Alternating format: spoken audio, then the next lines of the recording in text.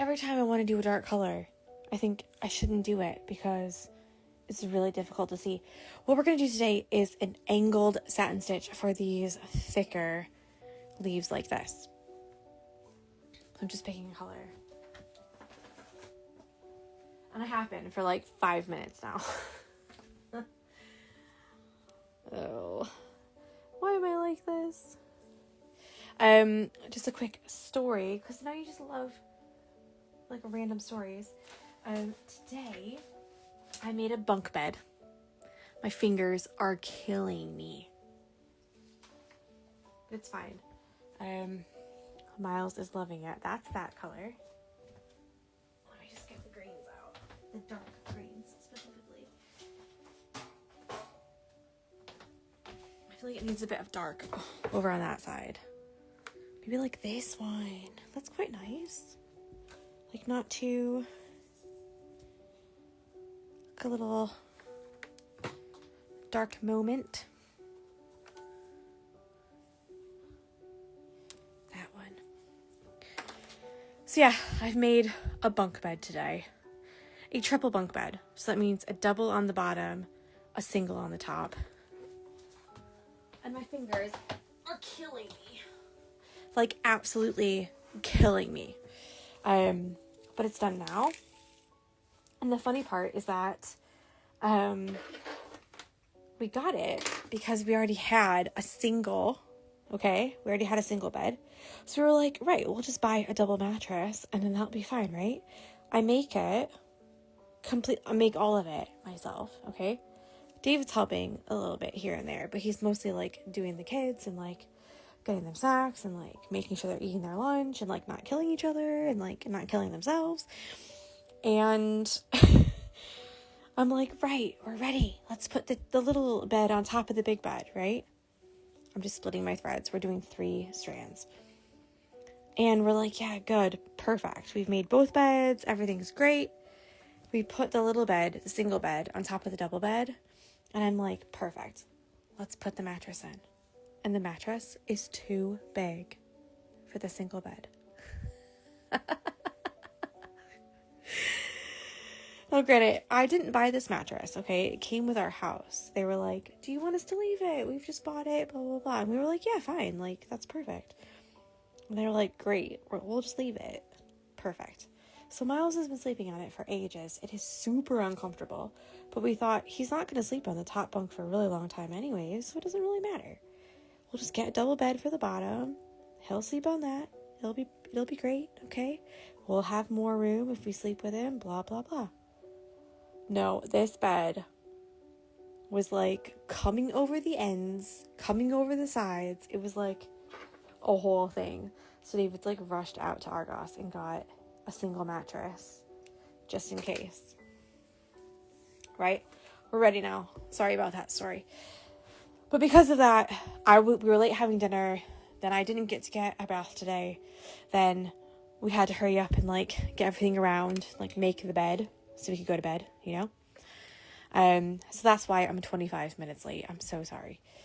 Right, what we're going to do today is the angled satin stitch, and we've got 3 strands, which is what I was doing just then. So let's get started. I'm just going to turn it to the side so you can see a little bit better. The angled satin stitch is very similar to a regular satin stitch, except every single stitch is going to angle itself towards the bottom here, okay? So some stitches are going to go all the way down the whole length of the leaf, and some of them are just simply going to fill out the outer edges on each side, okay? But they're not going to go down all the way down to the bottom.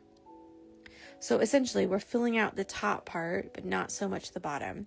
And the reason for that is that sometimes when we fill all of it, like a regular satin stitch, the middle part here, where this little point is, can get really almost like humped up and really quite full.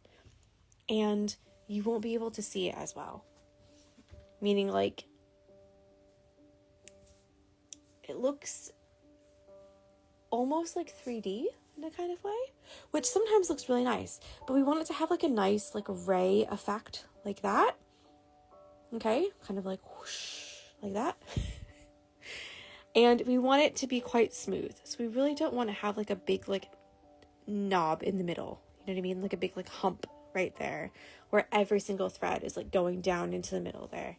It also makes it really hard to actually push your needle down in the same spot a lot of times, because when you're pushing your needle through the fabric, essentially you're not making a hole per se. You're just putting your needle down and you're making all of the fibers of the fabric like this push their way a little bit out like that to accommodate your needle. And that is why sometimes when you put too many kind of stitches down into the same hole, it starts to get really tight. And that's because all of these fibers around it are pushing out and out and out. So they're like this, and they're getting closer and closer and closer and closer. And then finally they just can't do it anymore and it's too tight. So that's the reason why I tend to like a angled satin stitch or a fanned satin stitch or a 3/4 satin stitch. It makes it really nice and smooth. It gives a lot of area for the stitches to go. And yeah, I just think it looks really nice. So let's zoom in. We've got 3 strands, so we have a lot of room for mistakes. What we're going to do, we're going to put a line right down the middle. What I mean by room for mistakes is that if you make a mistake, it's not a big deal. You can really easily cover it up, okay? And you're going to do another one kind of like that and like that, okay? Now, notice how these kind of look like pizza slices. So we've got a much bigger area up here and then a very small area here, okay? We're going to keep that in mind for just a minute. So let's go once down the middle. Like that.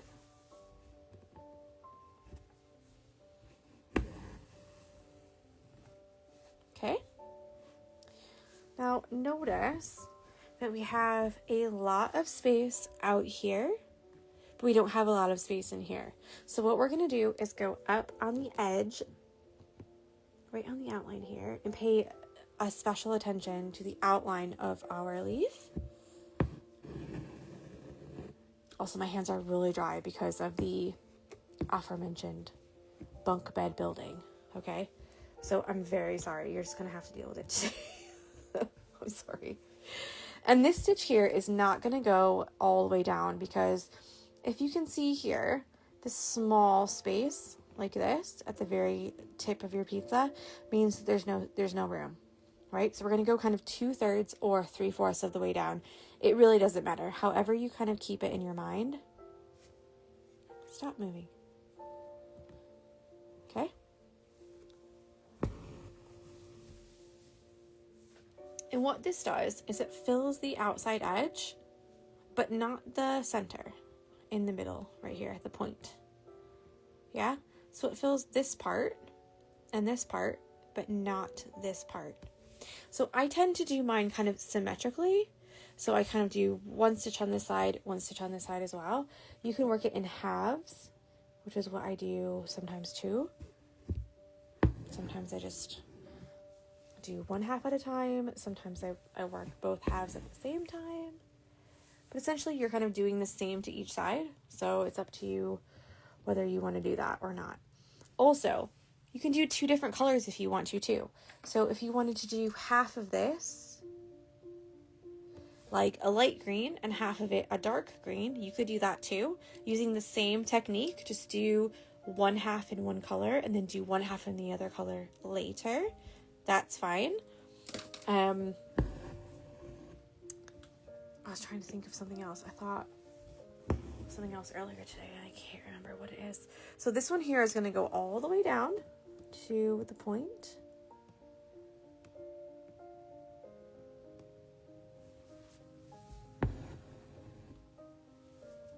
This one on the side, I'm not convinced it needs to go down to the point, so I'm just going to go kind of 2/3 of the way.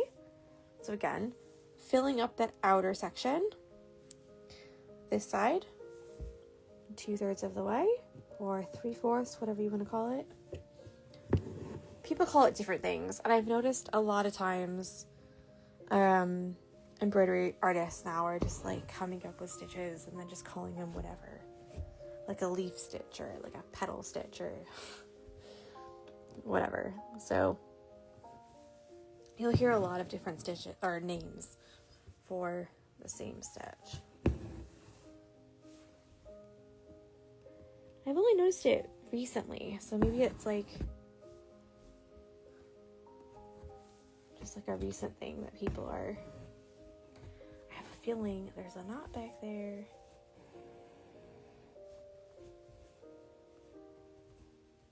If there is, it's a small one. Okay, so let's go over here again. I'm going to put this one all the way down.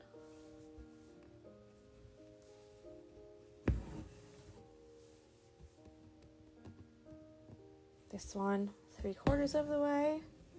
So I tend to work like that. I tend to work like if there's more room on the outside, fill out the outside and only go 3/4 of the way down. If there's no room, kind of in your triangle, yeah, then go all the way down. Because really your fabric can take quite a bit, but it just can't take like 25 stitches all the way down the middle for every leaf. Okay. I'm going to do just one more on this side, I think, and then this leaf will be done. So do that for all the leaves that you have. That gives a really nice, I'm just going to zoom in, and I'm going to put the light on as well. Can you see it? If it would stop moving. So all of these kind of are such a small leaf, isn't it? They're all kind of angled down into the point of the stitch there. I think it looks so pretty. With a lighter color thread, you'll definitely be able to see every single stitch. So make sure that you're choosing your stitches carefully. Where you put them. When you have a darker color, you can get not get rid of. What's the word? Get by.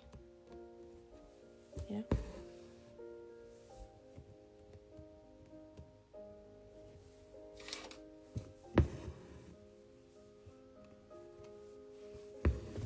I'm telling you, I lose more and more of my brain every single day. Get away with. Are you kidding me?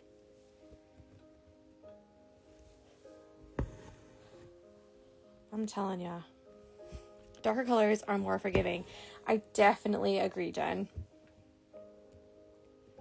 I feel like you can really get away with, like, if you make a stitch a little bit off, or, you know, if you have to be like, oh my goodness, I think I'm going to add a couple stitches on top of that because I didn't put it in the right place. Like, there's been so many times where I've had to do that. Whereas with lighter colored threads, I'm like, oh my gosh, right there. That is where the problem started and ended, because it's the whole problem right there. But saying that, I do love the darker colors. And the lighter colors. But I just think sometimes when I use the darker colors, like with lettering or with like leaves, it's a lot easier to just be like, it doesn't matter. But the same technique is good for petals, or if you've got any other kind of shape, you know, where you kind of want all of your focal point to go down towards one point. So for that would be petals, like the middle of the flower. You could put all of your stitches going to the center of the flower. Quite nice for that.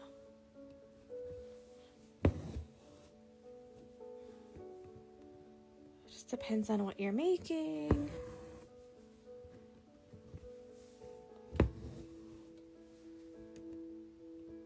I was also thinking last night, which is always a bit dangerous, but I was also thinking, we haven't done a stitch quiz in a really long time.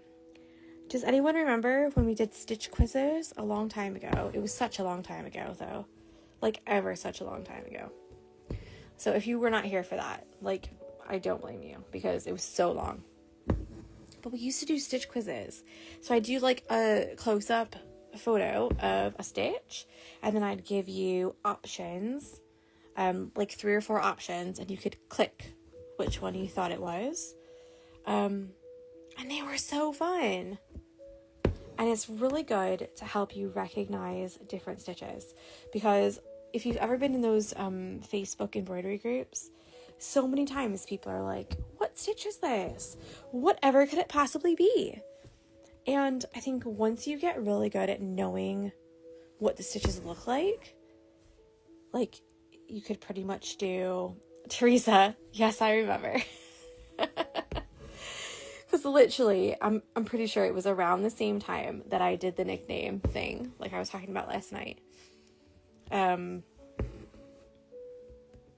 We've been together such a long time, haven't we? I feel like we need to do like a USA meetup. That's what I really want to do. But I know it's like going to be impossible for everyone, because everyone's like California all the way over to like North or South Carolina. Like it's really impossible. But I would love to do some kind of like USA meetup when we go there in the summer, because I just want to give everyone a squeeze. Do you know what I mean? Like, just like a really big squeeze. Just be like, thank you so much for being here for so long, because it really means so much to me, like, honestly. But yeah, we used to do stitch quizzes, and it was like, I would do, just like I said, like a close-up of the stitch and be like, what stitch is this? And you wouldn't really win anything. It was just, yay, you won. But it's really good, because once you start recognizing the stitches and you know how they work and kind of what direction they go and what they look like, it's really easy, like, one, to make your own patterns, because after you do the drawing or after you finalize or figure out what you want to stitch, it's really easy to actually stitch it, because you know exactly what you need to look for and what all the stitches look like. Guys, if you're serious, I will definitely set one up. I mean, I'm going to be in Michigan, so it'd have to be around there, because I don't really have like a car or anything when I'm there. And where I'm at, it's not a big town. I think there's like one hotel in the whole place. So like, if we went there, it would be like absolutely mind-blowing. But if you're serious, I will set it up. Like, I will 100% set it up. Yeah, I will. Which is a bit presumptuous, because who would want to come see me? Do you know what I mean? Oh, dear. But yeah, I'd love to give you all a big squeeze. But yeah, stitch quiz. I'm just sitting here thinking about it. If we actually did a meetup, like, I think I would absolutely just burst in tears, because I think it would just be so lovely to have everyone together. But also I'd be like, this is what I look like. Oh my god, how crazy would that be? I'd be like, what's your username? I will look you up. I need to recall you, like, in my mind, you know? Isn't that so silly? Right. So, basically, before I get just too giddy, maybe set up a USA Zoom meetup until in-person works. Yeah, so in the WhatsApp group, we're supposed to do that. I haven't done it in ages, but we are going to do that. In the WhatsApp group, we're meant to have a monthly Zoom meeting. So, we did one in the summer. Then when I came back, it was a bit difficult. And then, since then, I don't know why, but Miles has been waking up like 5 times a night. So we've literally just made him a bed tonight, which is why my fingers are really sore. But yeah, you know what? I might just set up something anyways. I'll do a Zoom meeting and then also set up a real one, and we'll just see what happens. If you come, you come. So what we're going to do is we've got our angled satin stitch here. And then what I would suggest is choose your favorite straight stitch. What I mean by straight stitch is a stitch that's worked in a straight line. So whether that's chain stitch, we've got whipped back stitch, we have back stitch, we have stem stitch, we have a split stitch, whichever one that you like the best, do for the middle part. Okay. I tend to do just a regular back stitch just because you can do like one big long one, like from here, yeah, until here. You know what I mean? So each section is like one big long stitch. That's what I tend to do. However, you could also do a stem stitch, looks really lovely. A whipped back stitch looks really lovely. Like whatever you like the best, put it in the middle here like that. If you have 2 of these, leave one blank. Okay? That's all. Okay? Okay. I'm going to do the book stitch along next. And then I feel like I need to do like some therapy on my fingers. I don't know if there's any such thing, but I want to. But this is what it's looking like so far. So just as a little recap, today is Tuesday. We have Wednesday, Thursday, Friday. Then we have Monday, Tuesday. Then we have Wednesday is going to be details day. Thursday is French knots. And Friday is finishing it all up. Okay? So we really don't have that much time left. So, like, we're literally almost done. Can you believe it? So enjoy, and I'll see you in just a minute for the book one, or tomorrow for the regular one. All right? Bye!